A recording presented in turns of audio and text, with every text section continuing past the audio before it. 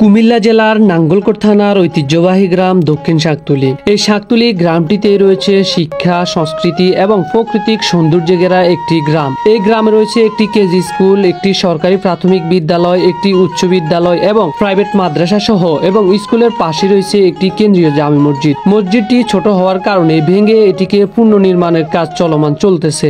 মসজিদটি বড় করে এবং ফাউন্ডেশনের মাধ্যমে মসজিদটির নির্মাণ কাজ চলতেছে। আর এই গ্রামটি যেমন সৌন্দর্যপূর্ণ, এই গ্রামের আশেপাশে অনেকটাই প্রাকৃতিক সৌন্দর্যে ঘেরা। আর নাঙ্গলকোট থানা আদ্রা উত্তর ইউনিয়নের সব থেকে বড় খেলার মাঠ হচ্ছে শাকতুলী উচ্চ বিদ্যালয় মাঠ। এখানে বিভিন্ন ধরনের টুর্নামেন্ট খেলা হয়ে থাকে, যার কারণে নাঙ্গলকোট থানার সব থেকে পরিচিত মাঠ শাকতুলী উচ্চ বিদ্যালয় মাঠটি।